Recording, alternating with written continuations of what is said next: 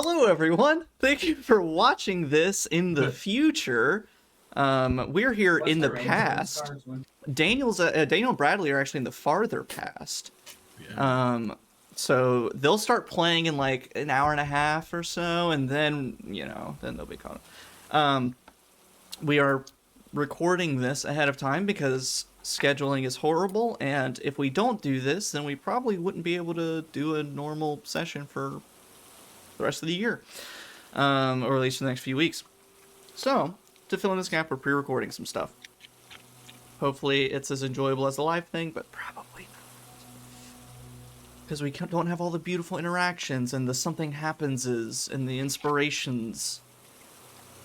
But it'll still be lots of fun, and I'll make sure to do some very fun editing, take some out-of-context clips. One of the cultists works at Home Depot. Maybe do a little clip compilation from this one session. But for now, we're going to skip right on to announcements. Finally, our next Shadows Over Driftchapel game is probably on December 17th at the usual time. As you may have noticed, we didn't play in November at all. It just turned out to where, like, every week there was something happening, or something would happen, and then we'd be like, all right, we'll pick up on this day. Then we're like, wait a second, that's not going to work, and that's not going to... Well, then that weekend's not... So, theoretically, we'll be playing on December 17th, but depending on work schedules, semester schedules, life schedules, and things for this upcoming semester, we may switch up some stuff, either finding a new day to live stream or sticking to a pre-recorded format. It'd be a little stinky to have to switch that in the middle of the campaign, but we gotta do what we gotta do for the benefit of ourselves. But that also means that you, people at home, will have the freedom to watch it whenever you want. And because I'm going to be going back and doing some editing in the VODs, that also means I can cut down on some of the, downtime and things. So, it might be a little bit of a tighter VOD in the end. So, we'll see how it goes. It might go exactly the same. We'll find out. But besides that, I don't think there's any crazy new announcements, unless I'm forgetting anything. I guess it's time to get started. Last time, Shadows Over Driftchapel had a bit of a tense moment as our brave heroes returned back to the Ortis shop, Ortis laboratory, to regroup, make a plan, and potentially long rest. They decided to do a little bit of snooping around while they still had some daylight. They found a worn footpath that actually led away from the Ortis laboratory, and following it, it led them to the old decrepit chapel on the farthest northwestern corner of Driftchapel. It has been reduced to basically just an abandoned building, graffitied, covered in all sorts of this strange-looking ivy, overgrowth all around it, rusted fence, and an old, really old, but still kind of sturdy door. But upon further investigation and snooping around, they found that the locks and hinges on the door have been replaced. It has been somewhat reinforced over time, leading them to believe it has seen some activity as of late. In a flare of skill, as Amina was twirling her lockpicks, Kieran quickly pulled out his own lockpicks and actually did it. But making their way inside, they found a sort of almost what felt like, being in a school after hours. They went to this church that's definitely the site of some cult activities and rituals and maybe even sacrifices.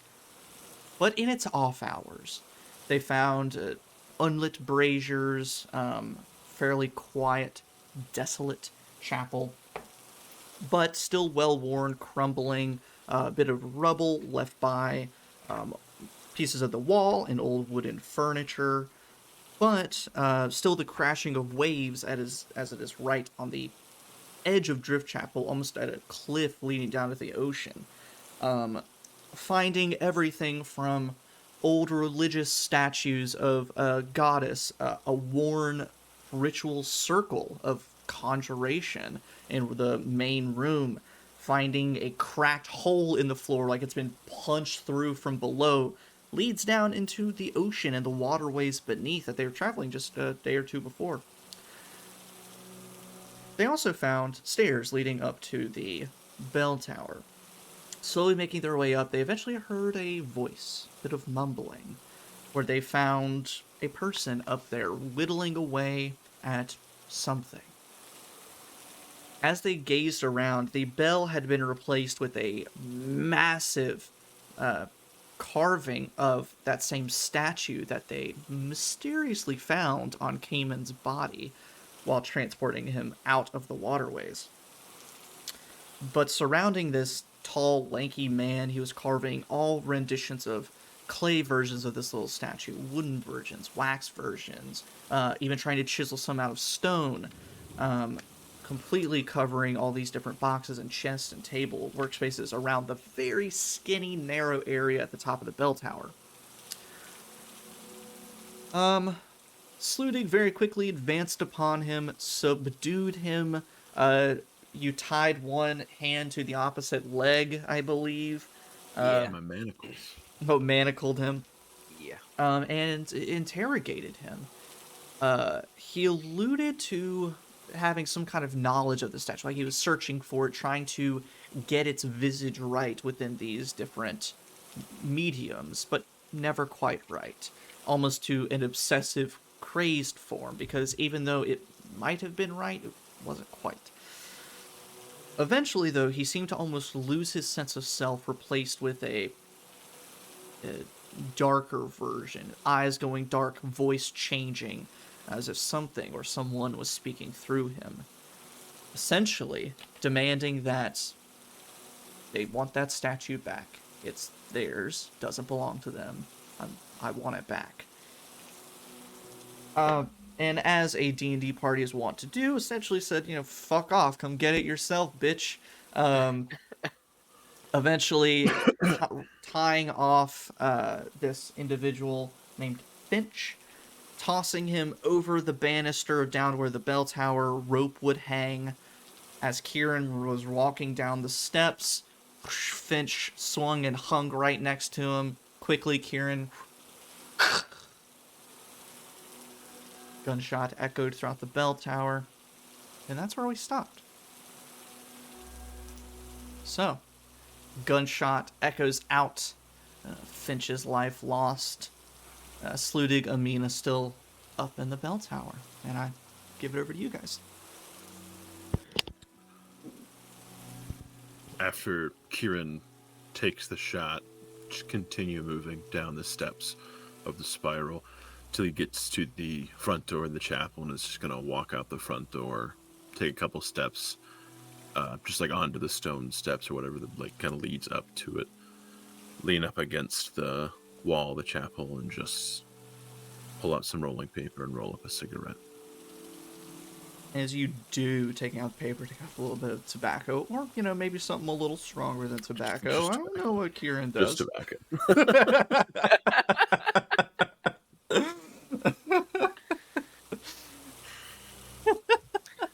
Sludig, it sounds like a skunk up there. That's crazy.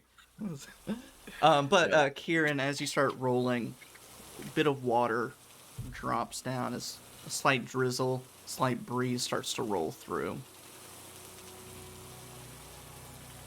Drizzle turns more into a steady rain, a little too quickly.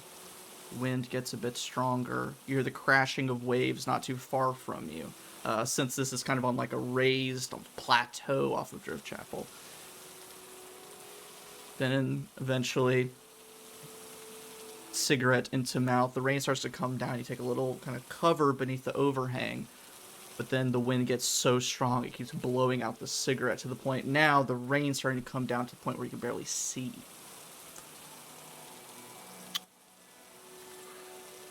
Having not been in Driftchapel long enough to know if that's normal, I'm just going to walk back inside. It Okay. seems to be really coming down outside. Yeah. Um, And all the I want holes to in the look in roof, the it's hole. starting to rain inside a little bit too. So, knowing this and how the last time we were at one of these giant holes, when it rained, things came through the hole, I would like to take a look into the other hole to see if anything is coming through. Didn't we booby trap one of them? Yes. We did. There's an explosive. I put a bomb. So yeah, so Nick, you kind of tiptoe around, skirt around the edges, looking over. You trip. Lieutenant Sludig, you ain't got no legs. Oh, no. Lieutenant no. Sluder. Oh jeez.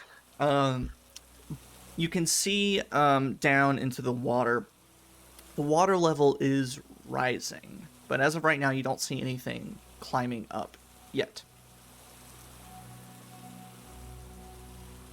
Do you think we should stay here and try and weather out the storm, or should we try and make it back to the oldists?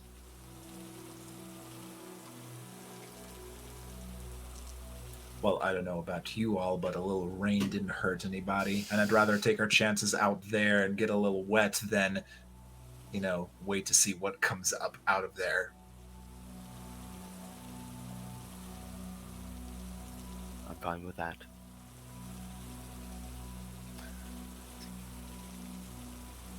Okay.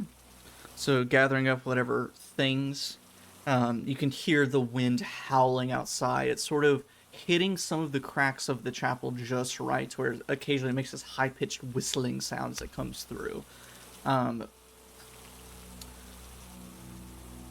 As you go to step out into the pouring rain and wind, almost tsunami-like conditions, mist from the ocean now starting to take over the sort of coastal areas of Driftchapel. You open the door and you can see a silhouette moving outside of the chapel, kind of in the various yards and pathways near the houses next to the chapel. You don't necessarily recognize the silhouette immediately, but you can see there's like looking around, and then eventually it looks in your direction, waves, and just barely through the howling of the wind and the rain, you hear, "You freaking damn what?" And then you see Dieter sloshing his way through mud over to you. Says, "What the hell did y'all do?" What do you mean, what did we do?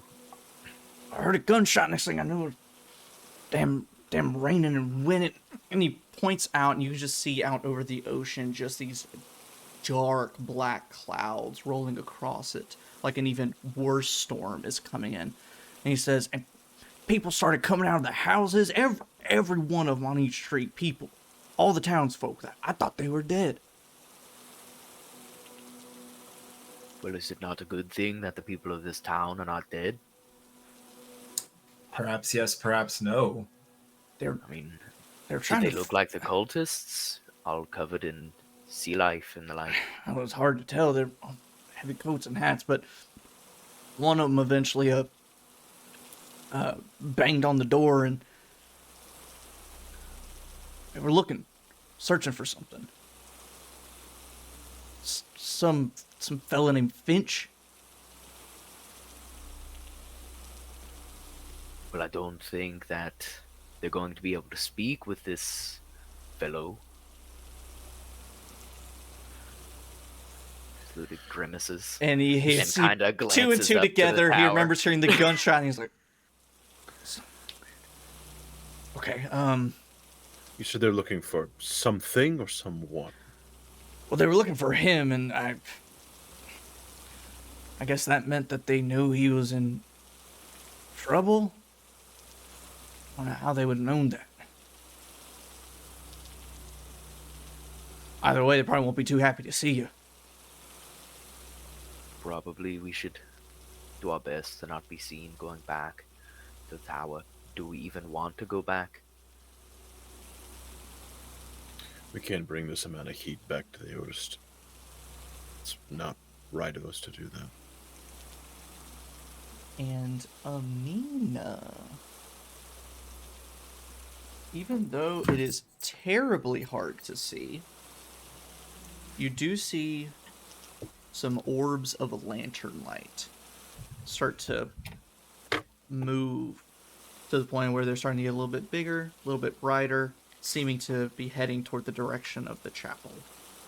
Pause that description. I have to answer the door real quick. That's fine. Amina turns around and opens the door. Hello? Daniel Buchan standing there. Oh. A player and a character can't exist in the same world or it'll implode. Oh no. Hey, that.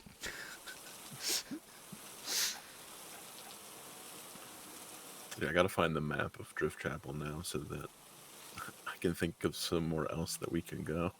Well, it's Here it is. funny you mentioned that. Because I also have, like, a sort of map of the chapel area. Right. You and everyone else. Yeah. Sorry about that. Our dinner is here. Ooh. What'd you get? Some sushi and some various Japanese stuff because that's what we were in the mood for. True, were you about to start crying? Yeah, I love Japanese food, man.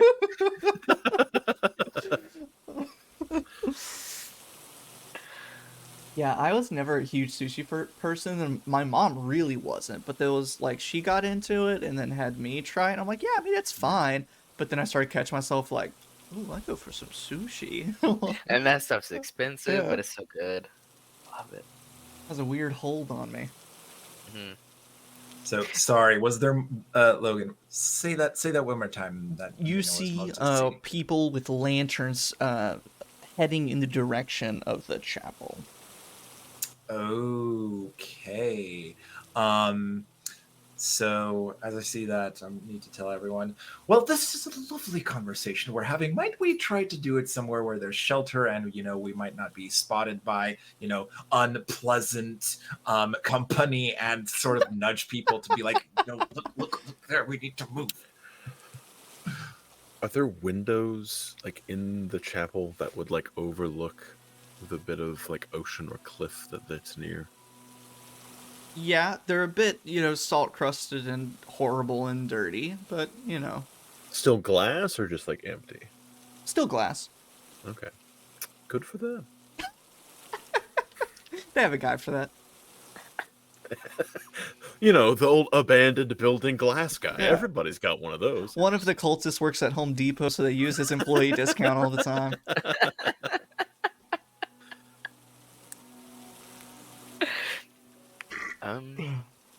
It's decision time. Are we staying here or are we going somewhere else? So with so I'll say with the paths that branch off from the chapel, you have a handful of options. You can stay there. You could head back toward the Ortis laboratory.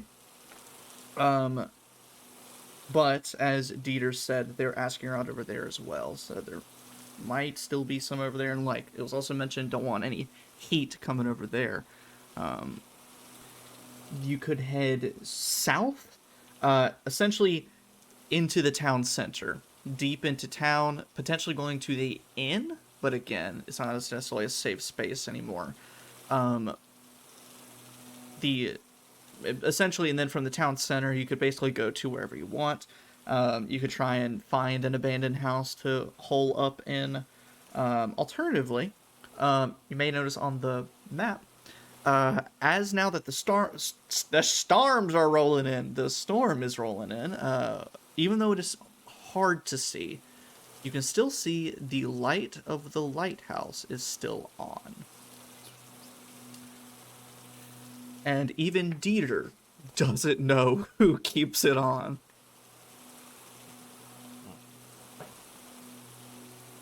So if you don't know who keeps the lighthouse on, then it's 50-50 friend or foe. Yep, basically. I like those odds better than the mob. Let's go. Sounds good to me. Yes, let's go.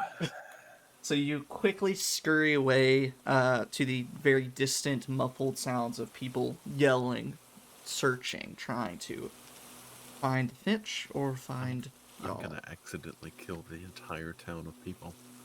I feel as though that's a bad guy move.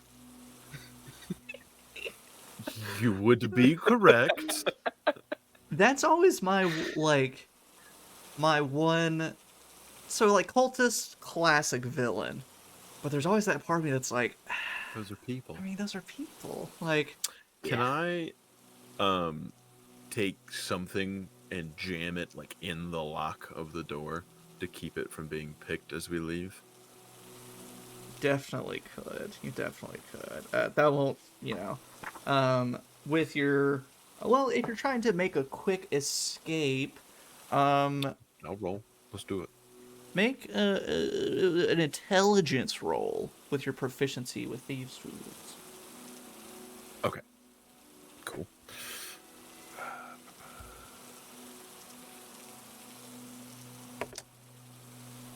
That is 18. Ooh, yeah. You screw up all the mechanisms. You come out with like an extra spring or two. Definitely ruined. They're definitely going to have to hit up James from Home Depot again about replacing that lock. I like that this character is getting some backstory now. Yeah. If I were Alan, I'd ask him more. Time to important questions. derail this campaign. Where's the Home Depot? Whoa. It's the underground waterway. Yeah. You go down there, all the The fish cultists are just footwork. franchising. Yeah. All the fish guys are wearing like orange aprons. Oh my god, that's hilarious. That's horrible. So if you 3 plus Dieter will do me the honor of making a stealth check for me. Leave Dieter behind. Dieter, stand here and stay watch. Hey, Dieter, will you be our scapegoat?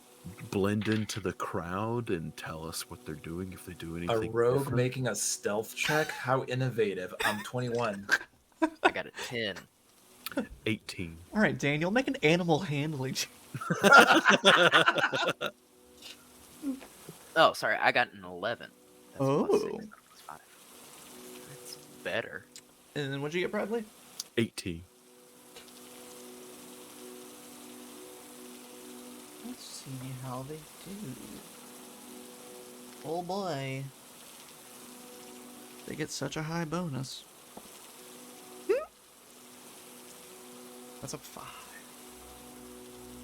Even Dieter can pass a 5. Come on. Don't make me shoot Don't let you us down too. now. You got it. Yeah, just now letting us down. He's trying his Forget best. You have a very different background with Dieter. I do. Yeah, he's like It's their cold spicy. drinking buddy. It's Yeah. spicy. I mean, he talked me to death that one morning, but other than that, he's been an alright guy. Logan's just putting Bradley through hurdles because Kamin loves Dieter and now Kieran hates Dieter. So fun. So, you guys start slinking your way to pretty much the farthest corner of town. You cross this sort of bridge that connects this island on the sort of pinky ring finger area of the town. If you recall that the town is shaped like a hand, a Simpsons claw, hand. a Simpsons hand. Yeah. Oh! You can kind of make out the Duff logo in the water. Oh no, it's Disney. Run, we're gonna be canceled. Is that Dieter playing a Barry saxophone?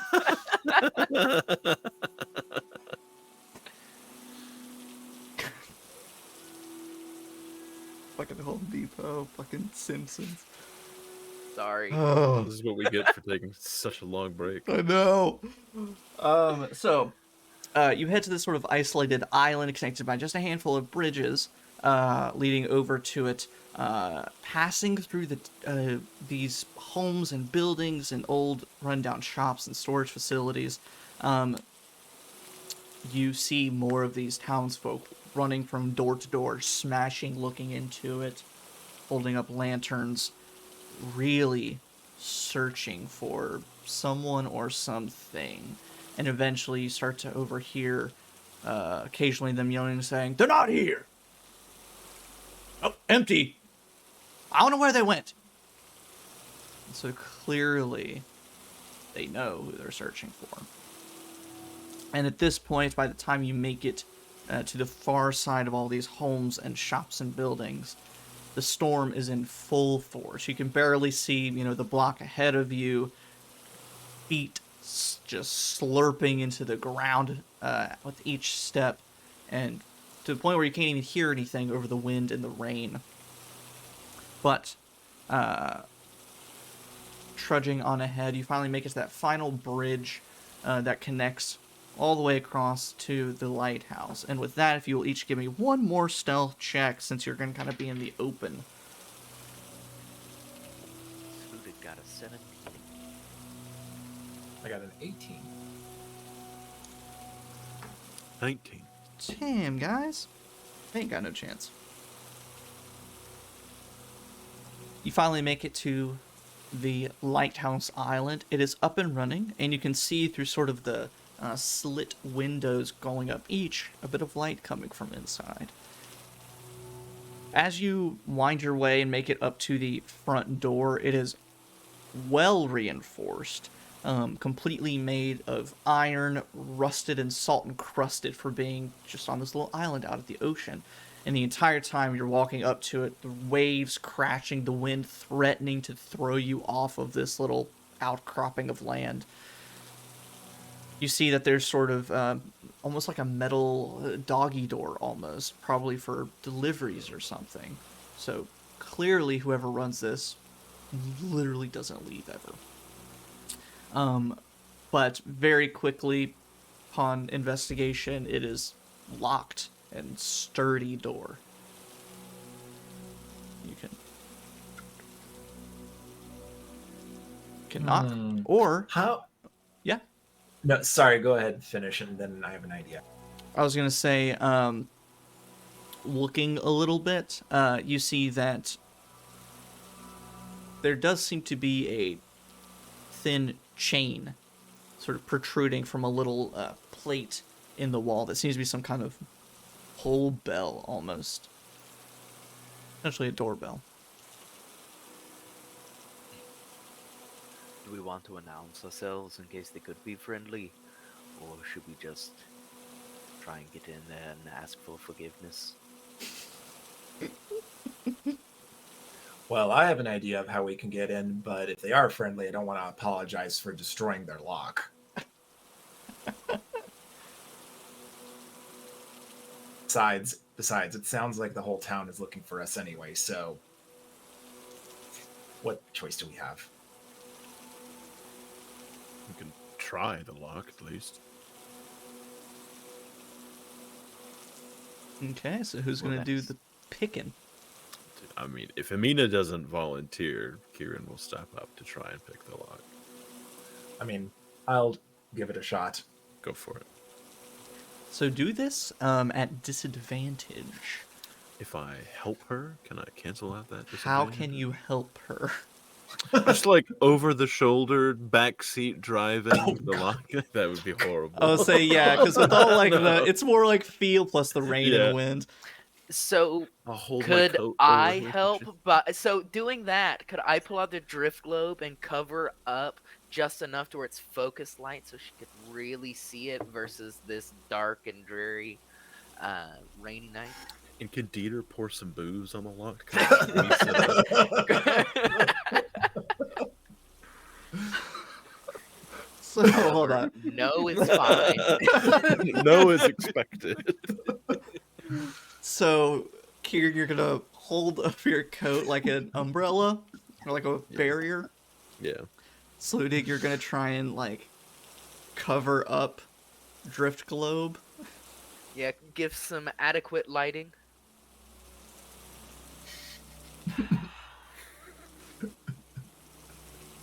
Screw. Roll a... Oh no. Just roll a d20.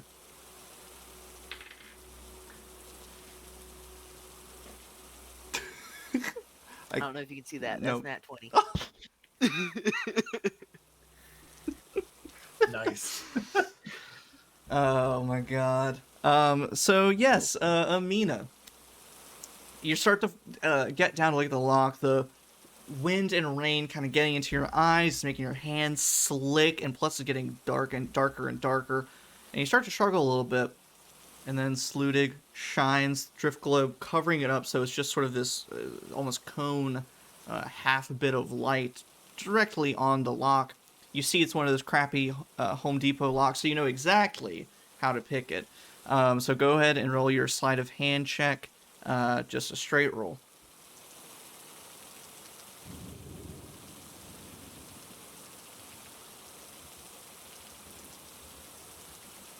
It's a 7. Whoa, no. On the die or total?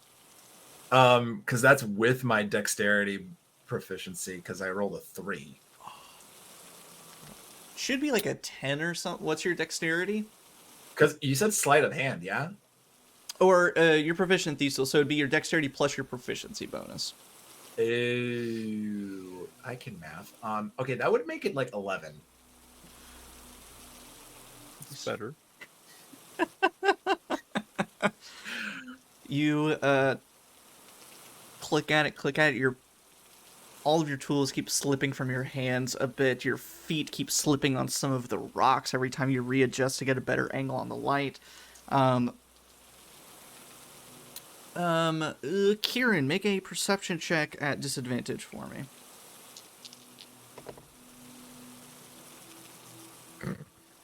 6. Awesome. So Amina, you can try again if you wish. Okay. If this doesn't work, then we'll see what happens. Okay, that is a 14.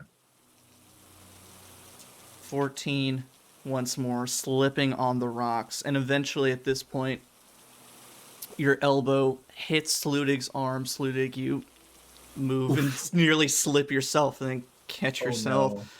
No.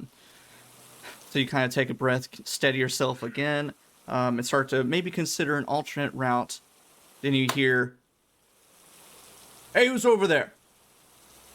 And you look and you see a few silhouettes with lanterns standing on the bridge connecting the lighthouse to the little island. Holding up their light, trying to see. Goodness. Okay, so how tall is this lighthouse?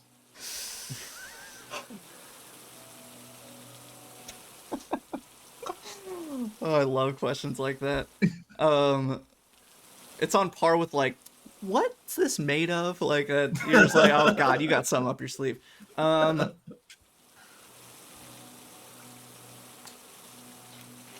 Total to the very tippy top, we'll call it 60 feet, but also the top like 10 to 15 feet is like the lantern portion. Okay. And is there some sort of balcony or anything? Yes, there is. Okay, cool. Amina is gonna just quickly shuffle her things away and just yell, "Screw this! We gotta move." Starts shifting, starts climbing. So you shift in this moment? I am shifting and I am booking it up that lighthouse. So you watch as like eyes and claws and mandibles looking Kieran, like, slipped off aghast, the stumbles backwards and, like, lands on his back, prone in front of the lighthouse, watching Amina shoot up the side of this fucking lighthouse. Just, what the fuck was that? She was cursed as a child. Get used to it. Camera slowly pans in on Sludig while he's monologuing. And you hear the folks over on the bridge yell out, and say, "What?" Point and gesture. With So yep. Salutig is gonna try something, see if it works. Um, Turning towards the group, taking a couple steps away from Kieran and I guess much further away from Amina. Salutig turns around and shouts, "We are the storm! Be gone! Leave us!" It takes the little electro fist and zaps them into the air. 30-foot bolts of lightning Yes. arcing up and down in the middle of this storm. Come here and you face our wrath. As he does that, I'm gonna scramble back to the door and just try and get it open. Yeah, Lock, pick because it open. your experience with these folks so far is like pretty normal for as far as Driftchapel goes. They just seem like two normal people, just And then here to he help. turns into a spider and he starts shooting lightning from his fingers. Power! Oh god, more Disney. Yeah, I need to go back and like make a little like cut, like make it like a little transition screen, like Disney reference, like to signify like we had to cut this out for proprietary reasons. So Drew, there's actually a portion of this. If you would do me the honor of making an intimidation check with advantage, because of the fucking lightning fists. Hell yeah. Oh, thank God for advantage. That is a dirty 20. Amina, you're scurrying up the lighthouse. A bit of lightning jumps past you a little bit. You like scurry to the side. Absolutely horrifying sight. You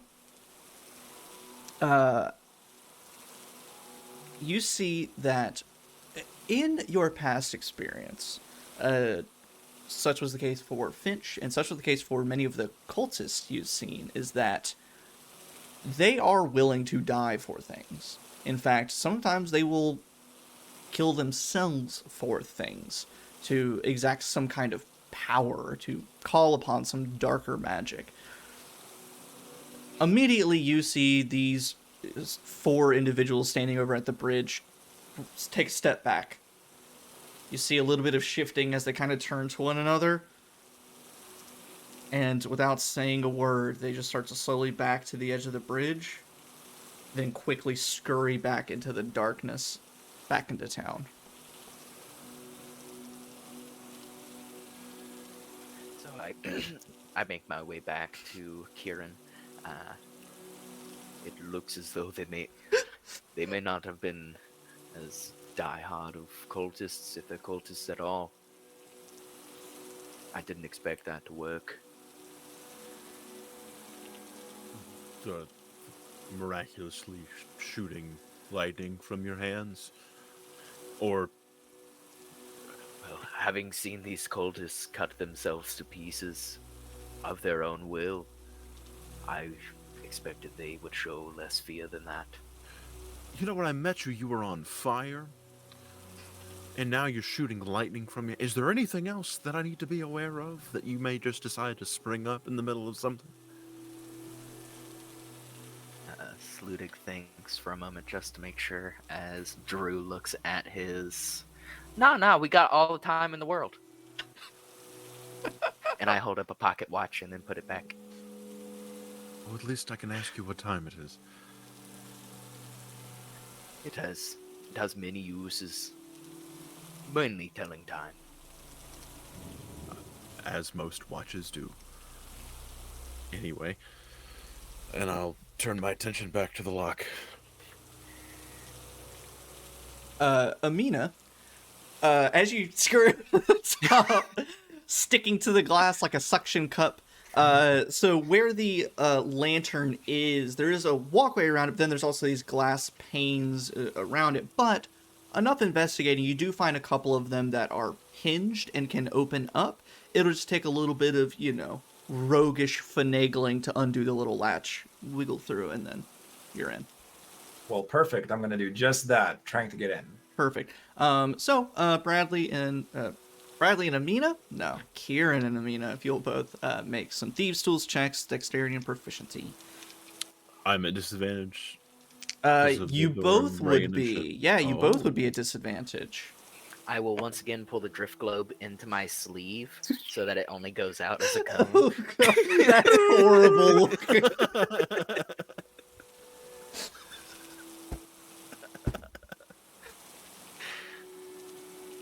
No, only my mind's horrible because I was just like, yeah, Sludig's classic uncircumcised flashlight. His hooded flashlight. It's hooded flashlight. Sludig's hooded lantern. Sounds like a terrible euphemism. Because it is. It is.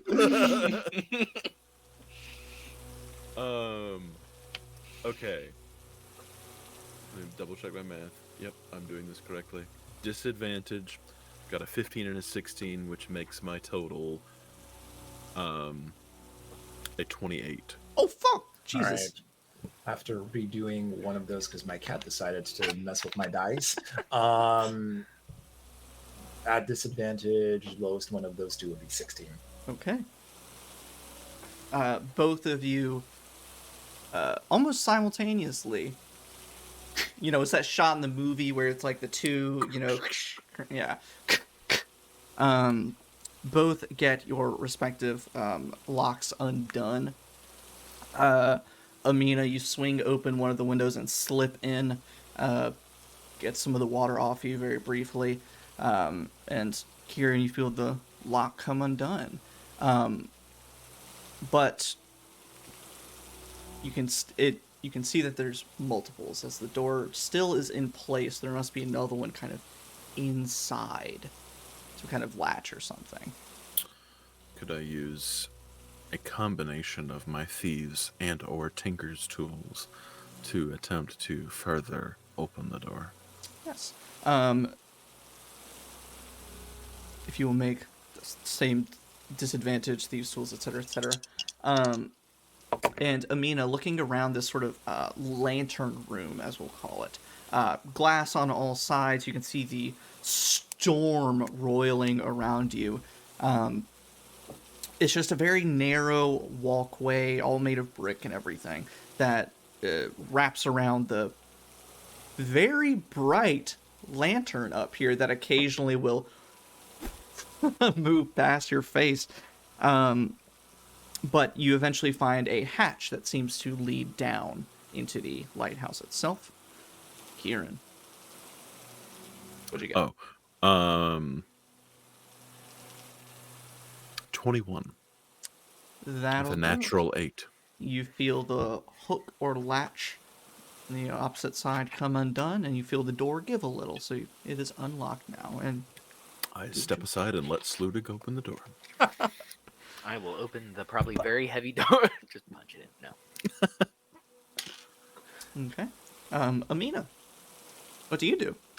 All right. Well, now that I'm in here, I'm gonna open. I'm just gonna go straight. I'm gonna go down. I'm gonna open that latch and carefully make my way into the lighthouse my own way. So to see what's going on. Pincer. Yeah, the pincer maneuver.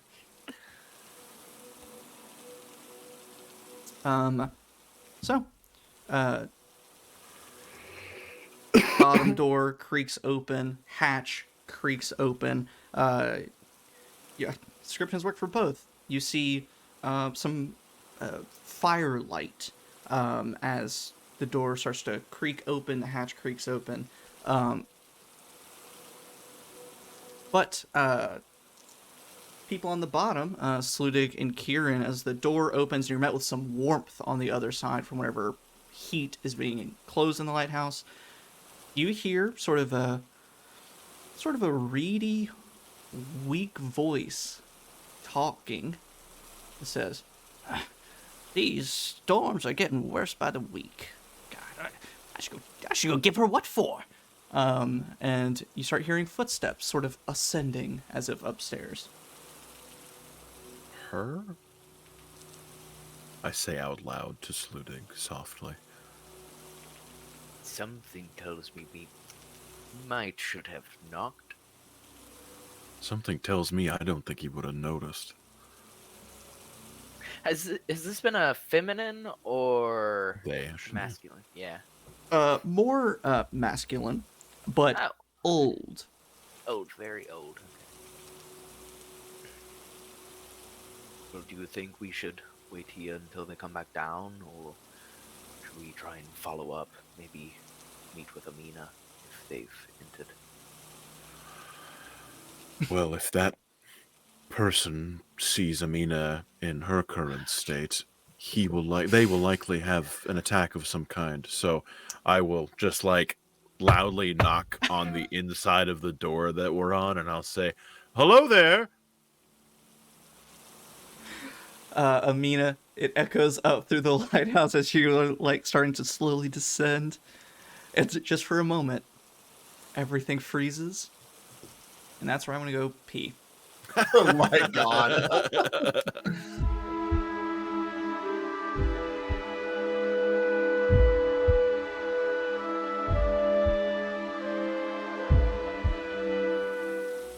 So call out knocking onto the big front door as Amina, you start to step down through the like cellar door, or not cellar because hatchet. Hatchet? No, Hatch. hatch. I had the You had the door? base of I had the the word. base right. Fuck me, man. It's been a week. It's a hatchet. I pick it up. Yeah. The door turns into an axe. It's like when you leave a door slightly open. It's it a becomes jar. Yeah. Oh. So, we'll just cut all that out. What are you talking about? That's content, baby. I'll make a blooper reel. The Home Depot reel. Daddy made you some Oh, content. there's your clip compilation. Daddy made you some content. Open wide. He made your favorite. Oh, God. So, you bang on the front door of the lighthouse as you start to enter. Amina, you hear that, you hear it echo, you hear them call out, and everything falls silent except for the rain, thunder, and wind outside. There's a brief pause. You hear, "Who the hell is there?" And you hear like a hobbling step start to come down some stairs. Just a passerby, a traveler, making their way through Driftchapel. Looking for shelter from this horrid weather. As you start to see the feet appear on the stairs and coming down, calls back out and says, "You're not one of those crusty vagrants, are you?" No, I'm doing my best to avoid them. And as the person comes into view, they're not as old as you expected, but definitely sort of as withered as you'd expect. Sort of balding head, kind of gray salt and pepper on either side, a big kind of crusty wiry beard, missing most of their teeth, really bundled up even though it is warm in here, hobbling seemingly on one leg and then using what seems to be a fishing pole as a walking stick, going down the stairs. Kind of leans down to get a good view of you before he gets all the way down. "All right, come on in." Starts mumbling to himself as he makes his way all the way down to the bottom. I lock the door. You turn. Amina, you hear the sound start to fade a little bit. You can see down into the what would be sort of the top floor. Mostly lighthouse storage and repair stuff. Plenty of open crates, plenty of shelves covered in tools. But you see that the hatch leads down to just a little landing, and then the stairs begin to wind their way down the lighthouse. So you can begin your descent. Okay. I'm gonna make sure I unshift first because that would be interesting. Yeah, I'll slowly make my way down, try to be as quiet as I can. So Um, no need to make a stealth check. You start creeping through. Um,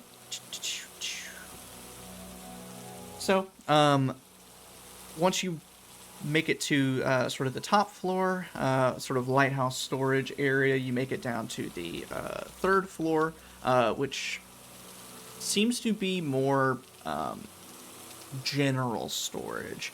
You can see all sorts of satchels that need to be filled with food, sort of personal items, all sorts of trunks and chests for storage. And at this point now, you see the sort of candle and lantern light illuminating this area, and then start creeping down to the second floor, where you find bed and sort of functioning wardrobe, fairly simple setup, not made, not washed in a while either. Definitely a bit of an odor in this room as you make your way down, but at this point you can hear them talking on the floor below. For the two down there, you see that this gentleman kind of keeps one hand a bit close to him. He hobbles his way over to the one chair that's in here.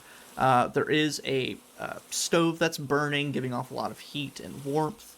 There's a little sort of work table down here, and then a few miscellaneous sort of shelves and sort of cubbies built into the lighthouse for all varieties of storage space.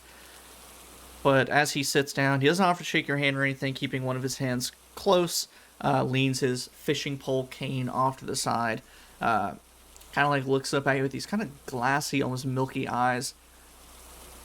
My name is Matthias. Welcome. Thank you, Matthias. Name is Kieran. Kieran? I'm saluting. Thank you for offering us shelter. Well, you seem all right. I like to think so. What brought you out to my little corner of Driftchapel? To be frank, looks to be the sturdiest building in this town. It's true. It's true. I kind of keep it up and running.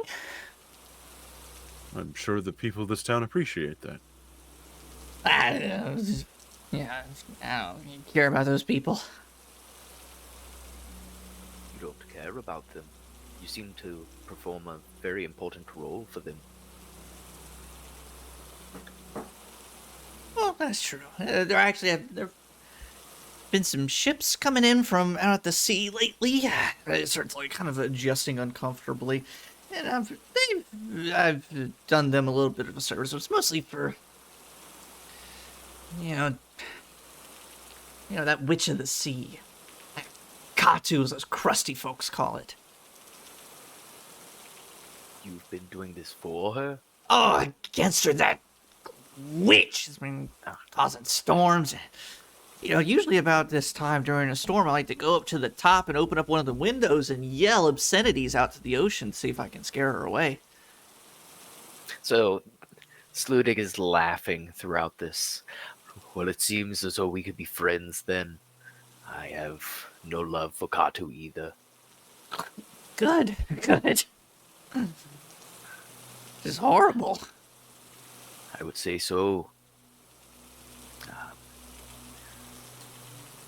Wait, Well, since you're not one of them crusty folks. So, wait, why are you in Driftchapel? me personally, The cult, they came after my village. They took my wife. I was looking for revenge. Got lost along the way. Ended up here. My companions, they may have a different reason, but it seems the cult is the heart of our problems. I lost my boys to all this mess too. I guess this lighthouse is my way of revenge. So if you want to stay here with me, you can get your revenge this way. There are Thank worse you. ways.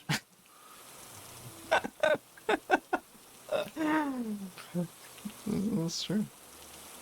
I don't know what check to associate this with. Is he sane? Like, is that an insight check? That'd be an Is that a insight medicine check. Could be both, whichever you would prefer. I have expertise in medicine, so I'm gonna go with medicine. And Amina, you can make your appearance at any time, or you can do a little bit of snooping while you're up there. Okay. What? Well, this could probably work because I imagine the floors, like, while there are several, they're not very like spread out, Mm-hmm. right? And I've heard all of this like through the floorboards. Okay, just for safety and to make sure that he truly means what he says, I want to cast Locate Object, and I want to look for anything that remotely resembles the statues that we saw in the chapel, excluding the one we're carrying, of course. Okay. Looking for a statue like yours. So for flavor purposes,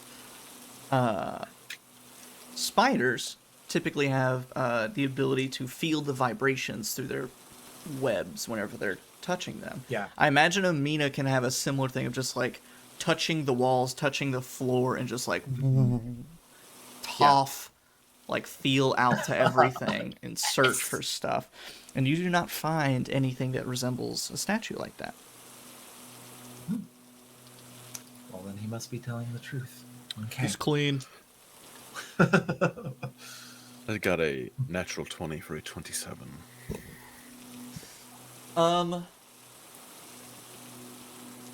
He's sane, but eccentric. Gotcha. A little bit obsessive with this. He's probably more sane than anyone you've met because he's very aware of what's happening. But you can also tell that he's older, a little bit weaker. He kind of understands that he's in no state to do anything about it. But, you know, he does his part by yelling obscenities at the ocean. Well, Matthias, Matthias. I did want to let you... Matthias. I'm sorry. Now, I wanted to let you know that we are expecting a third companion. At some point, we were separated from her, and if she enters, I didn't want you to be scared. Won't you have to knock on the door? One would think she's a fan of entrances. Amina, that's your cue. Sparks go right, off. well. Dubs fly.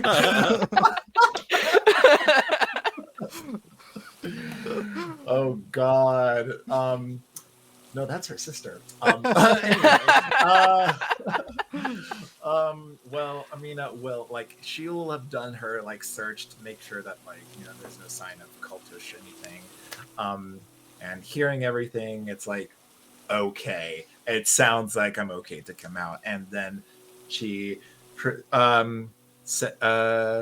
heading down the stairs into the first floor to meet up with everybody and say hello.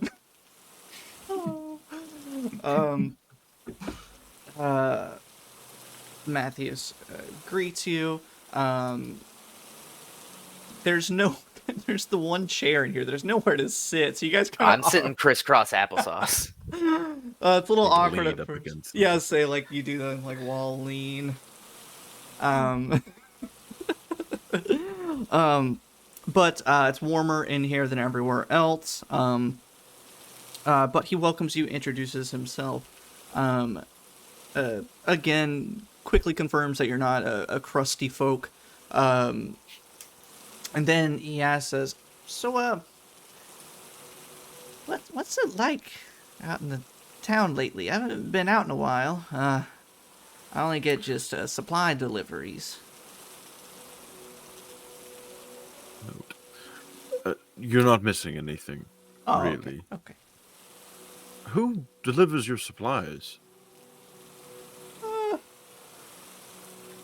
It depends on what I need. If I need any kind of oil or wicks or really any kind of tools, Portia. I don't know if you Portia Brown. She was here a couple weeks back. She helps me with that kind of stuff.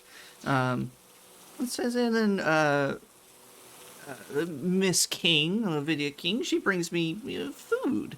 Well, she brings me the meat from her taxidermied animals. Food.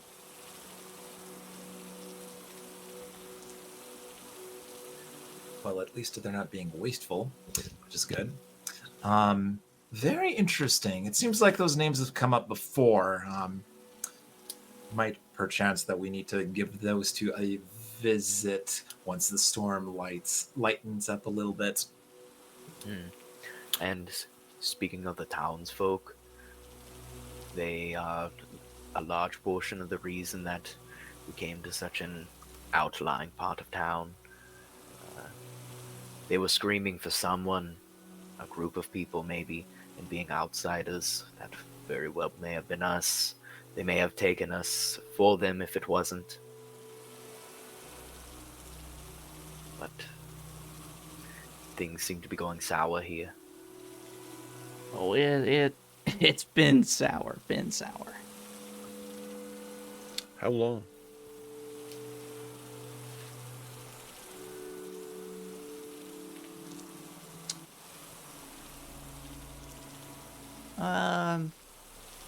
Gestures to any of you. Seeing Amina come down from the stairs, points to me and says, check above my bed.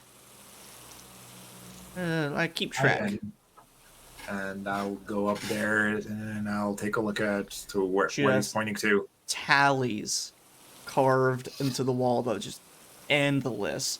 Probably golly. amounts anywhere from 4 to 6 months. Okay. Well, it certainly has been a while. And it says, and that is when I moved my bedroom to that floor. I used to be on the 3rd floor. More up there, too. That's when things started going sour, though.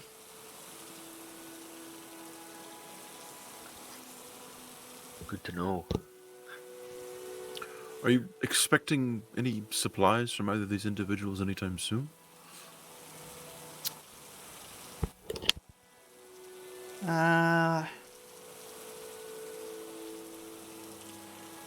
Should be getting something from Lavidia soon. It's just a little late. Yeah, it's a little late on the delivery.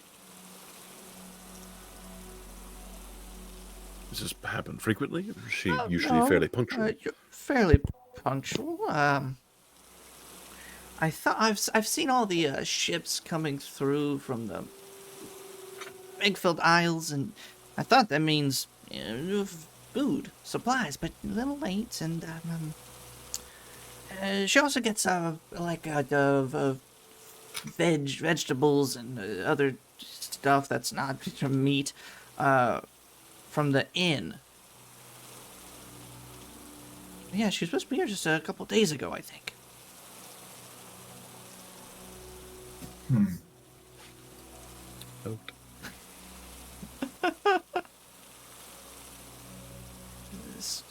Are you expecting any more ships today or in the very near future? I don't really expect them. They've been a little uneven. Last one was a week ago. Might be one soon. Familiar ship? Oh, Okay, I lost my spyglass a while ago. So if you happen to We find one, that'd be lovely. So I can't see the ships anymore. They're at least from the Eggfield Isles. I recognize the design a bit, but no names or anything. Are you Since staying in Drift? Are you staying in Driftchapel? Are you planning on being here for a while? Not originally, no. That's probably for the best. Yes, yeah. Not to be a downer or anything, but I really have no faith in the world. I just assume the Gloam's gonna take it all, so I'm just trying to enjoy it while it lasts. You know, like, because if you head north, there's Gloam. If you head west, Gloam. If you try to sail you get the picture. A fair point. you confuse me, Matthews. For someone who says they have no faith, you seem to keep track of the days and keep fighting day after day for months, Keep years swearing. even. But since things started going sour, were you able to see if the goods and the people coming from the egg-filled isles were their normal selves? If you leave Driftchapel and survive all this, I don't know if any of you write, but if you write about this event, Driftchapel, call it the souring of Driftchapel. There's a good ring to it. Noted. Oh, what was your question? I was thinking about the book titles. Oh, well, Something tells me you've got a book in the writing upstairs, don't you? um, before you lost your spyglass, did you see any change in the goods or the people that were coming More from the people. Eggfield Isles? A lot more people. Mostly people. And did these people stay? I don't recall. It might have. They at least went into town. I couldn't tell if they came out the other side. Fair enough. Now, would it be unfortunately fair to assume that there may be a reason that the ships from the Eggfell Isles may be slowing as of late? That the Gloam may have taken the Isles and the people along with it?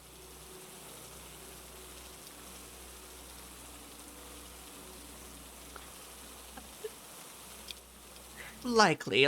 When my boys and I, we lived in the Eggfeld Isles. We were sailors. They each had their own ship. So proud. Eventually, though, the Gloam took their ships, but it did seem like it got a little bit closer year after year. So that's possible. What were the boys' names?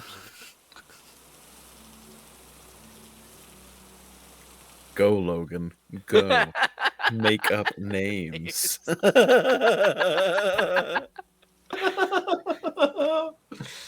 We're about to learn everything about this NPC and go on our own separate adventure to find his long-lost family. So we all are in these giant diving suits out in the middle of the ocean.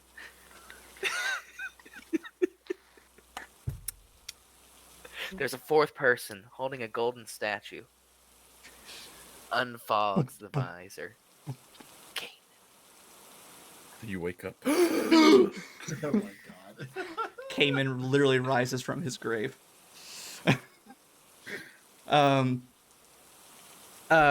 he rattles off his children's names. Oh, their names were Bradley, Drew, and Daniel. Dun dun dun. Oh, that Bradley guy sounds like a real prick. He actually had two ships. First one sank, and then he got a second one. Characters.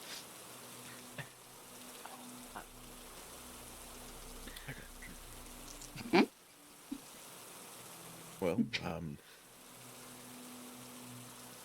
unfortunate to hear of their loss, but they live on in our memory.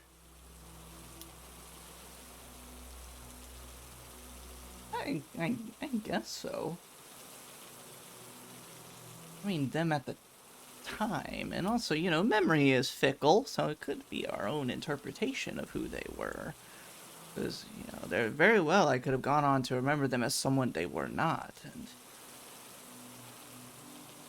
anyway, it's about that time for me to go curse out Katu. Do you wanna join me? Gladly. Saluted does. I think I've had enough swearing for the day.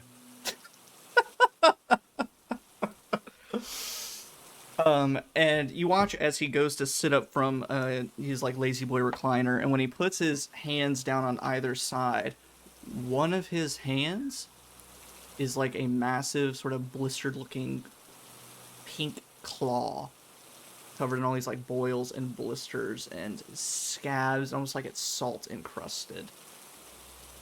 He stands up, grabs his little fishing pole cane, and at that point, when that happens, you hear Dieter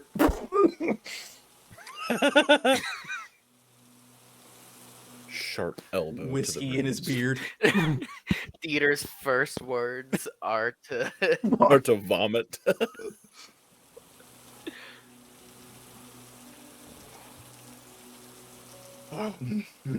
But then Matthias slowly hobbles his way on his one leg and fishing pole cane up to the second floor, third floor, and then officially up top. I will follow them. Does Dieter go or does Dieter stay? It depends. Does Amina go? Oh, she's going. Then Dieter will stay.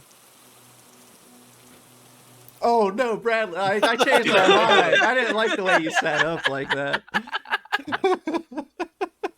All right, time to kill Dieter in this man's living room.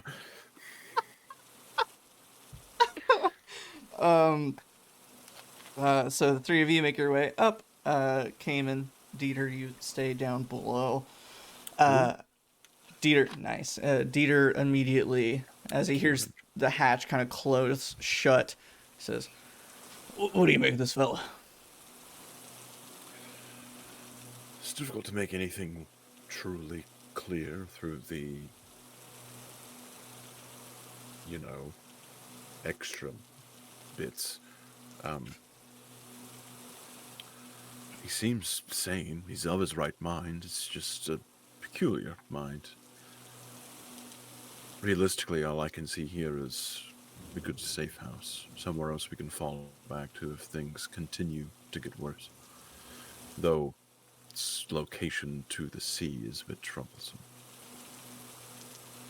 But now that he's absent of the room, gives us an interesting opportunity to learn a bit more about his life, and I'm going to start looking through his things. Mm-hmm. Go ahead and make an investigation check for me.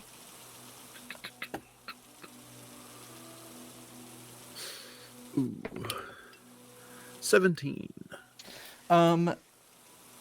You see that there are just a handful of well-worn books that are very old. All fiction, all covered in a variety of grease and soot stains. You find all... You see that he's tried a couple of hobbies. You see where he's done a little bit of, like, knitting. You find one glove. You see where you find one sock. You see a little bit of, like, wood carving stuff. Literally, you just made, like, a heart and then stopped there. And you see all sorts of other tools to, like, maintain his things. But you also find, first, what is apparently his peg leg that he did not put on. And it's kind of like sitting by his chair. And searching around a bit, you see something shiny in like the crevice of his cushioned chair. Yeah, what's it? What we got? It's a spyglass. Cool. I will put it in my pocket with the notion that I will give it back to him as if I found it outside, as to not make him believe that he's just stupid. And then you also find just in everywhere you look, just little odd trinkets. Either things he's made, things he's found. You do see a few little taxidermied animals here and there. Fairly normal stuff, but small stuff to accommodate his space. Lots of like little rats and birds. All were like weird little vermin. Until eventually you find a bird with a rat's head stitched to it. That's morbid. And you see that each one has a little paper tag that gives each creature a name, and it's signed by Lavidia King, the taxidermist. In a bit of morbid curiosity, Kieran's gonna get a little closer to examine the stitching just to see how good of a job she does at restitching flesh. It's really good. A little It was impressive. creepily good. But Not yeah. too terribly surprised she's made a second-hand living fixing people. Though, of course, she doesn't sew different parts to different places on humans or other such, right? And you see, like, Dieter was kind of, like, nodding along. Then you say that. Then he kind of, like, looks up at you and points to his right hand to sort of make note of Matthias's strange hand. He's like, Yeah. you don't think. I mean, it's difficult to judge a man with a possible birth defect like that, but I'll next time hold your tongue a bit better around him. Have some respect for the man who's letting you stay in his home away from them. At this point, you probably hear the muffled screaming from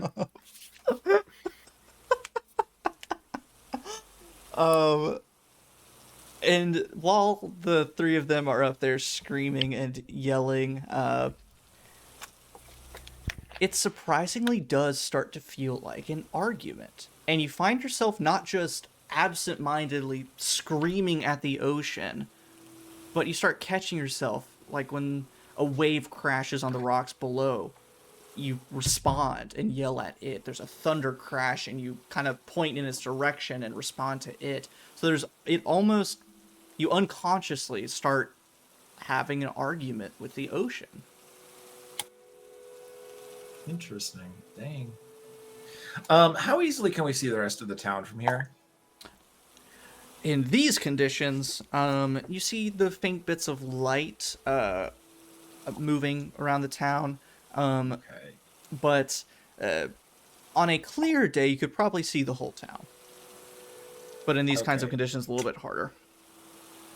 But we can still see like those torchlights still moving, still like searching and all that. Okay. Okay.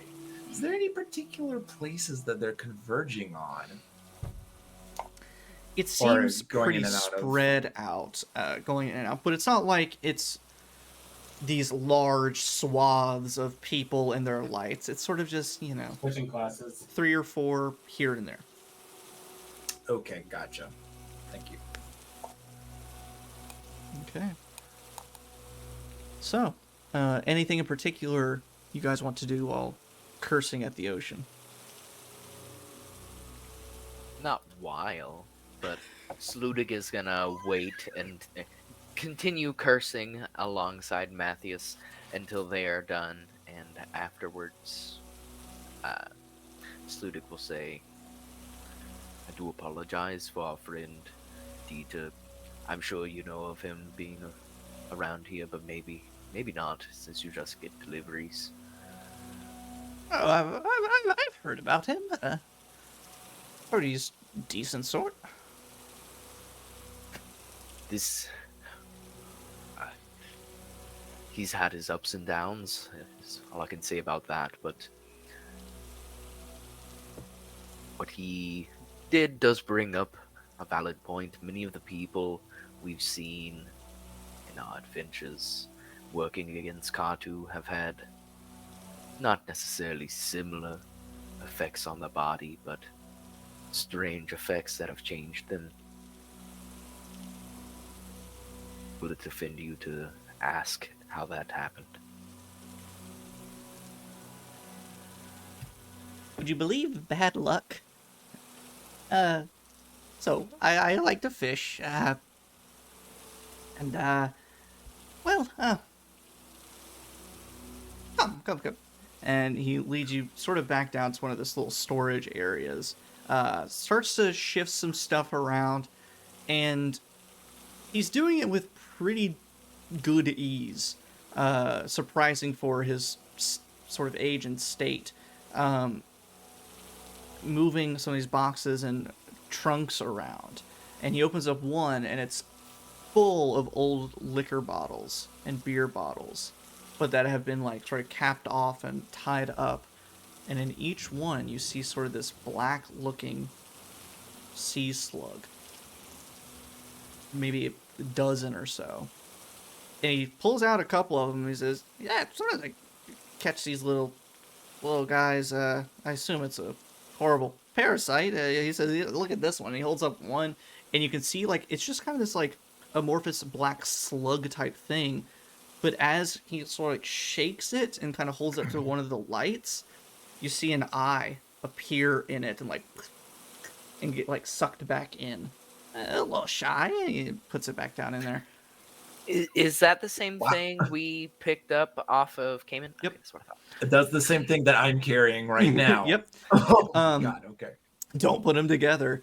But he says, well, one day I caught one of these guys. While I was trying to get it off the hook, it started squirming, and I got the hook caught in my hand, and it pulled out some skin, and it went...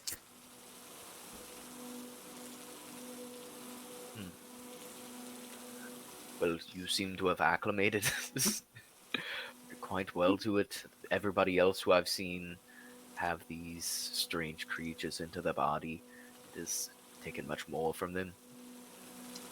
I think...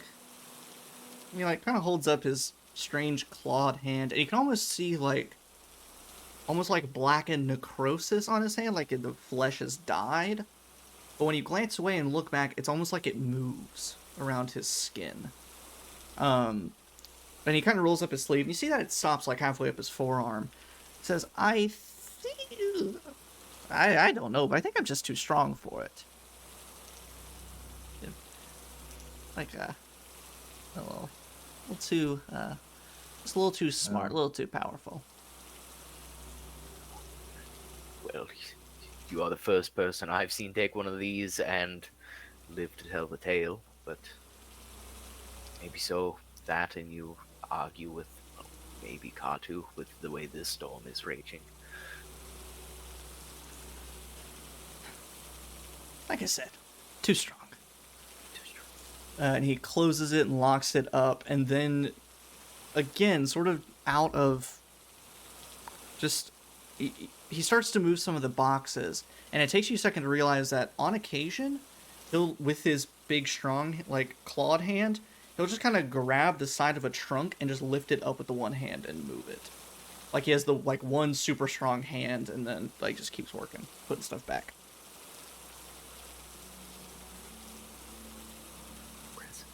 Internally. Flutie cuts open both of his hands, gets super Arm wrestle him. Maybe. But Matthias, me and my friends, we have been traveling for quite some time and have a few injuries. I know myself, Amina may have her own. Would this be a place we could stay to recuperate? Of course. Take all the rest you need. Something else. I spotted. You know that big metal thing comes from the sea? Looks like a man. Yes, I have come face to face with that thing once myself. It comes out about the same time each week, I think, and I think it's supposed to come up tomorrow. Do you know didn't where? say. Just anywhere along the coast, usually more toward south side of town, but I've seen it come into town and grab a few folks and come back, go back down to the water. Well, we'll have to discuss with Kieran whether or not we want to deal with that now, but it's definitely something that must be dealt with.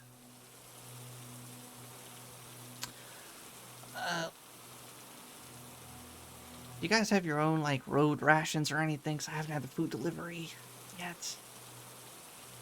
Don't really. I personally have. I think you ate everything you had when you were Yeah. on the boat forever. Yeah, no, I was about to say, yeah, I have rations, but then I was like, wait a second. We had 4 days of rations and 5 days of travel. We were already not doing great. We never bought more food.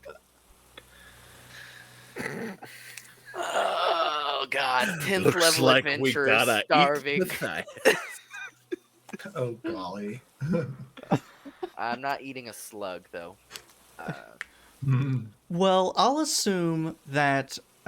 So Kieran did not spend I've got 2 rations. weeks out in the wilderness and underground and stuff like that.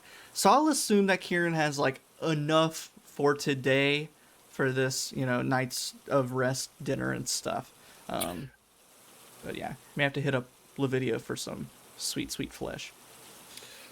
I have a feeling we should be speaking with Lavidia post haste tomorrow. If her delivery has not come as expected, it may be because she has met some kind of danger.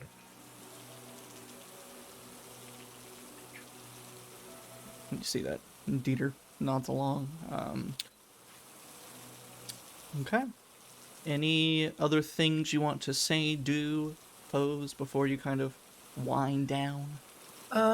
Just as I want to take a second to, as much as I can in this maelstrom, whatever, take a look out into the ocean from where we are now. I don't know if I can tell the direction of the Eggfeld Isles, but just kind of look out there and see, like, if I can see anything at all, if something's out of the ordinary.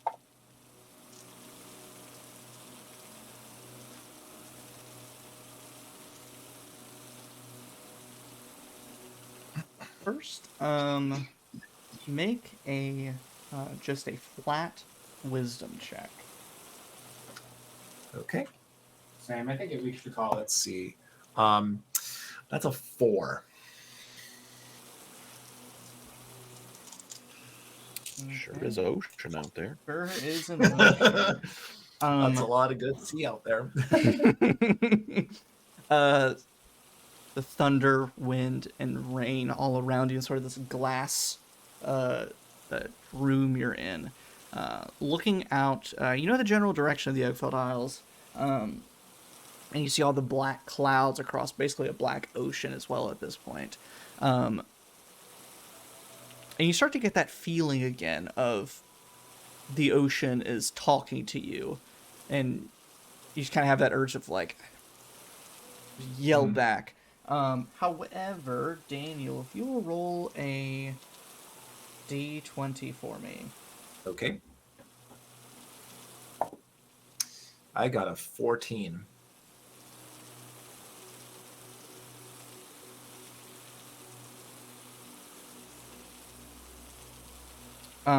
Okay. You catch yourself sort of talking back to the ocean, just a little bit mumbling every once in a while, but trying to look out toward the Eggfeld Isles in these conditions. You don't see too much, but you do see a little bit of, maybe it's just your eyes playing a trick on you, but it does seem like the clouds in where you think the Eggfeld Isles are, clouds seem darker. But eventually, the storm starts to lighten a bit, but as the sun slowly begins to set, as the storm begins to lighten, everything starts to turn misty and foggy. You start to lose a little bit of light. And eventually, Amina, when you rejoin your companions, the all of you, except for Amina, as Amina comes down and sort of makes mention, like, oh, the storm's starting to lighten up. Amina is not speaking in common anymore. Do we recognize the language that she's speaking in?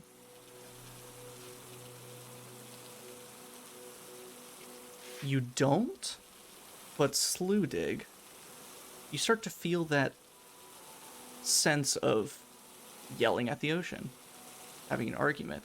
Amina says something, and you have this urge to respond, but you don't know what she's saying.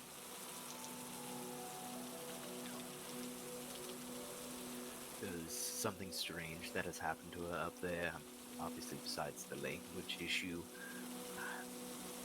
Matthias, I feel like I'm arguing with Katu whenever I hear her speak. And You feel Amina, it too? you can understand them, but every time you go to speak and like tell them like, what are you talking about? For them, it's don't understand it. But like to me, I like know I'm speaking common. Yeah. Well, you think you're speaking common, Okay. but the more you start to think about it, you go to say like anything, and in your brain you're saying something, but your mouth is doing something different. Huh. Okay. That's interesting. Is there any paper nearby? I'm assuming this is new. This is not something that's happened before. This is something very new. So you find some paper, find a little Pull pen. the coat away from my pistol just in case. And I'm going to try and write like something along the lines of, I'm still me. I don't know what's going on, but I just came to say that the storm was lightening up.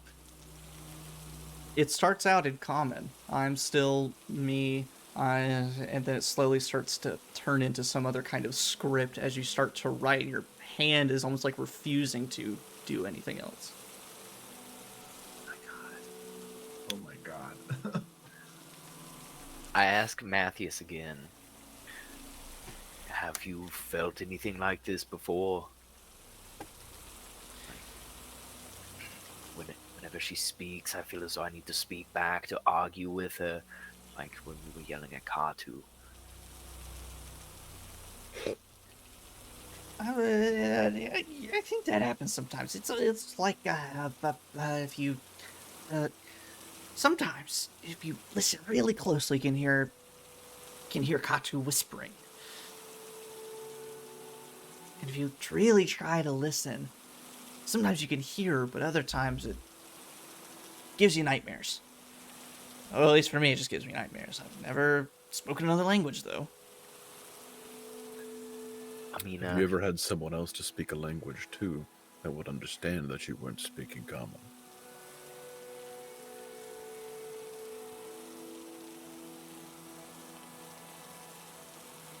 I'm gonna go lay down. Good idea. So you understood that? Yes. yes. You are still speaking common. We will see you in the morning. He walks up the stairs very slowly. Oh man, that's my question.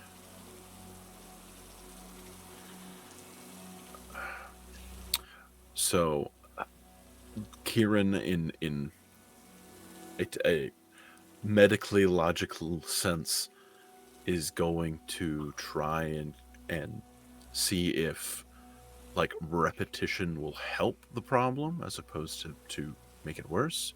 Continue to start and stop sentences, start and stop writing again, just to see if that helps, if exercising the common speaking parts of her mind will take back over, or if anything else. So Kira's just going to keep asking questions, sometimes the same question over again, sometimes simple shit like, what's your favorite color? Other times more complicated shit like, When'd you stop wetting the bed? Like, just questions like a nosy doctor. Sure, make a medicine check. I like that.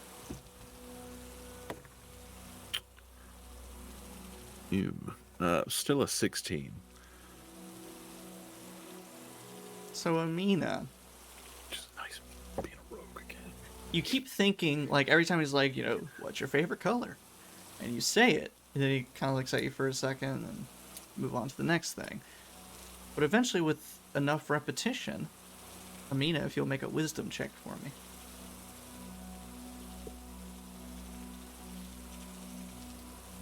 Let's see here. Oh my god. I'm not wise tonight, y'all. That's a 3. Oof. Doesn't seem to get better, Kieran. It almost seems to get worse. Obviously, I don't have any...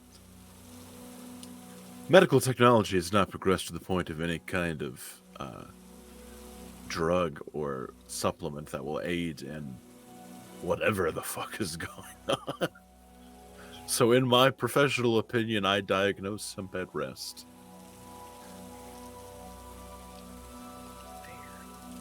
Maybe some hair of the dog to make sure you actually go to sleep. But, Amina, a yes or no question, one you can shake or nod. Did you hear any voices like Matthias was saying? A little bit of whispering, but Well, it seems that they are able to speak common, so maybe this won't be a lasting effect.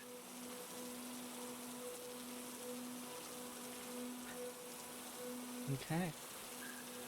So, sort of recap the lighthouse. There's sort of the first floor where there's the chair and a little bit more floor space. Second floor is where Matthias sleeps. Third, fourth floor storage, and then the lantern area. Where do you guys want to sort of spread out to sleep? Because you all can't necessarily sleep in the same room. I was going to sleep in front of the door in case anybody tried to enter. They were just gonna have to push a probably 280-pound man. Yeah, I'll take the third or fourth floor. It doesn't really matter too much to me. I mean, I'll just find probably in one of the storerooms. I'll makeshift something into a bed. Whichever one Dieter's not on. I imagine you do that thing where, like, you go up to the third floor, like, sleeping roll in hand, and you, like, make eye contact while he's rolling out his, and then you just, like, keep going up to the Keep fourth going. floor. Or you do the worst thing and go up to the fourth floor while he's up there, and you make eye contact, and you walk back down. Okay. But before I go to bed, still enjoying the warmth of the first floor while Slutig is there preparing for bed. Mhm. We need to have a discussion about what happened today. You're talking about my treatment of that cultist? I'm talking about your treatment of that human being, yes. This group of people, they came for the one group of people I was finally able to call my own. They burned them. They took people to do God's know what. I have no care for these human lives if they're going to give them to Katu. They gave their lives away. I just sealed it. Did they give them away? Or did some big metal man come from the ocean and take them?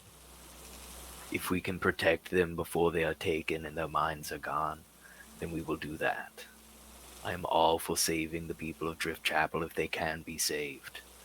But as you said, we don't have the tools or the means to fix most of these people's minds once they're gone.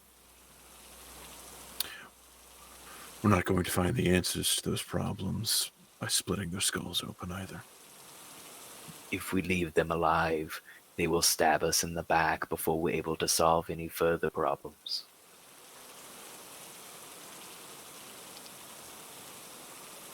If you would prefer I take prisoners in the future, I will do that. But I will have very little mercy for these people. They have taken what little I have had from me. Not here to pass law or decree on how you act amongst these people. Just wanted to offer some perspective.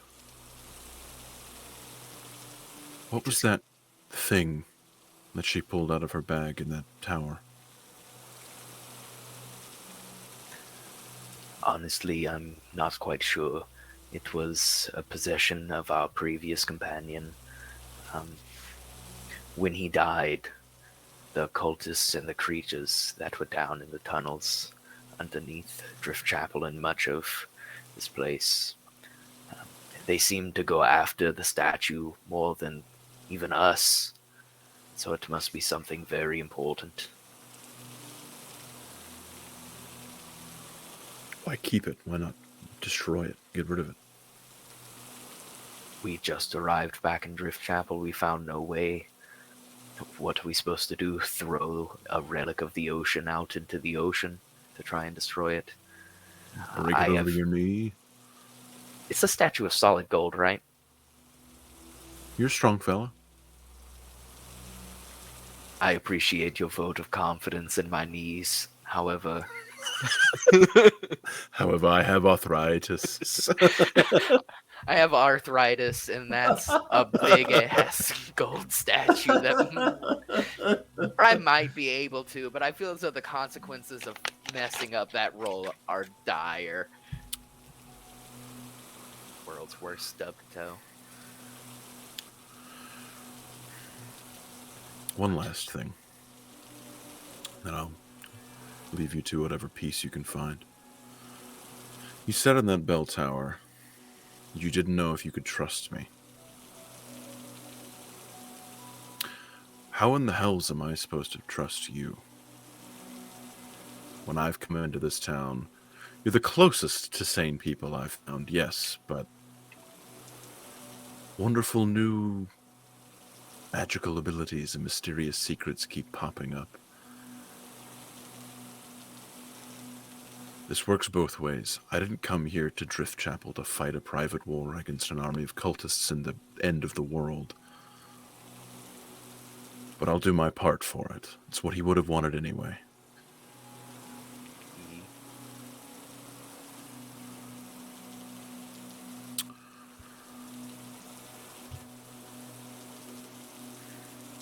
I'll see you in the morning. I'll turn to go back up the steps. I thought it works both ways. I have shared much with you this night. I'll stop. Turn back around. Is Sludig on the floor or is he in the chair? I, at this point, probably sitting in front of the door. Open up the coat. See if I have... I'll look for my flask. Shake it around. See if there's still anything in it. Swig it back. Just drain it. I'll make my way back down the stairs and flop down in the lazy boy.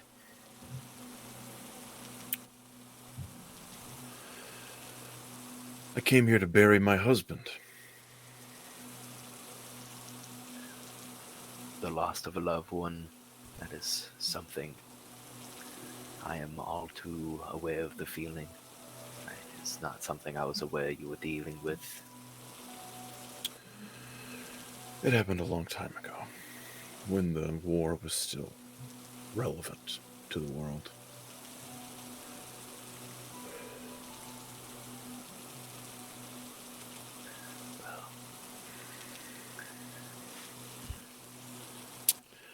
A burial that I wouldn't have had to make if it weren't for your drunken friend sleeping upstairs.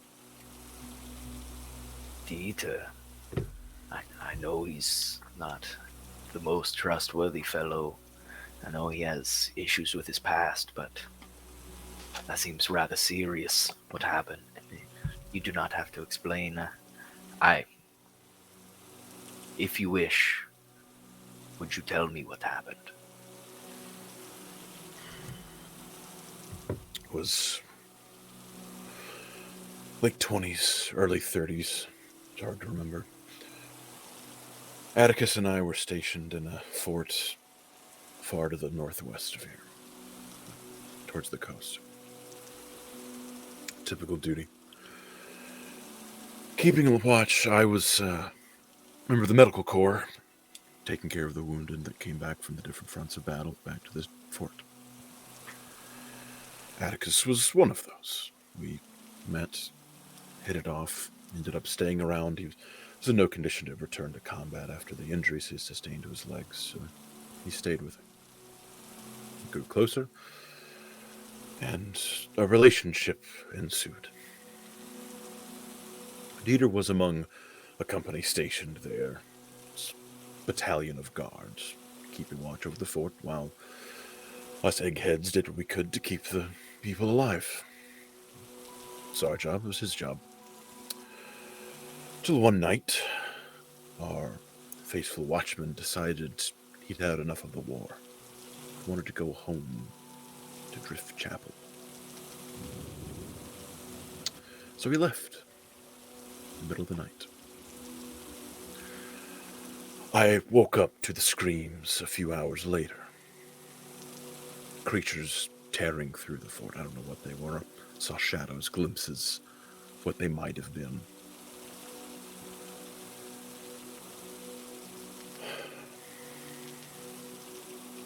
Then I found him.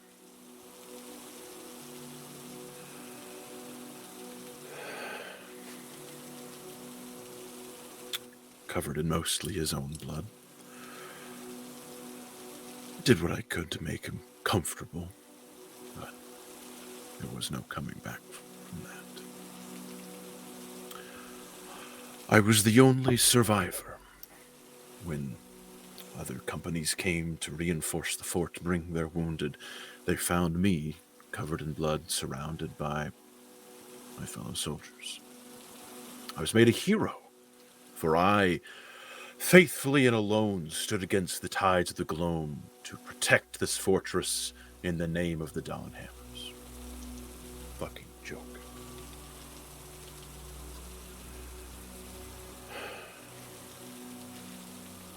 I played my part.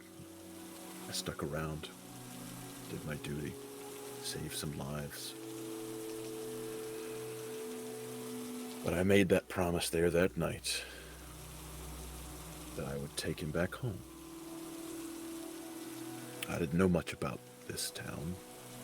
Just knew that this is where Atticus grew up. That's where he wanted to be laid to rest. And that's where I planned to lay him to rest. But it's difficult to leave, knowing that his final resting place would be a shithole like this. Sludig sits there for a moment, letting it all, letting himself absorb it all. And he says, "The monstrosities of the Gloam, they are a horror to see. The fact that you've lived through them and have had to live without those who were taken by them. I think there is much in common between us, and I apologize for my actions. You are a person who has been able to find a different sort of peace, a more tame form of peace. I've been confused as of late. I started this path out of revenge, and then in our journeys, we encountered these strange witches in the bog, and I found out that they had resurrected Ilya, my wife. Seeing her there, she wasn't the same. I embraced her. She was cold. I looked into her eyes. The sparkle was gone. I know there are means in this world to bring people back, but in my opinion, it's not worth whatever it takes. If we can cleanse this place so that Atticus can be laid to rest, I will gladly help you with that." appreciate that. And I'll be here to do the same, so that you can put the memory of her to rest.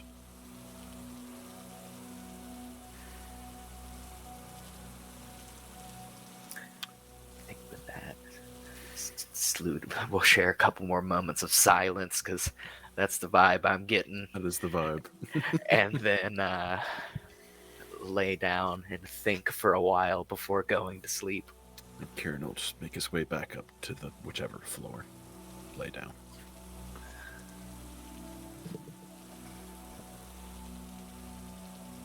I was And expecting the that to come out Oscar so goes soon. to Bradley Mitchell for that amazing Nice stuff. story. Yeah. I wasn't. I didn't think that would come out so soon. Good job for Drew being like, tell me, sit your ass down. We'll stop there because we'll see what happens during the night next time. No. Oh man, Drew. that was the showstopper. That was the showstopper. Oh. Ooh. Glory. Drama, high quality drama dished High out by quality. Bradley. Well, thank you guys. Another compelling session, as always. Tearjerker. Really juicy. Yeah. But we'll hopefully be live again December 17th. If not, you will hopefully be able to see some more of these pre-recorded YouTube sessions. Thank you to everyone at home who's going to watch this in the future times. And I'm going to leave the video going for another 2 hours so Bradley and Daniel can catch up. So, yeah, since they're in the past, I have to, So you guys just sit there for a little while and just hang out. Yeah. Okay. Thank you, everyone. Thank you, everyone. And we will see you next time.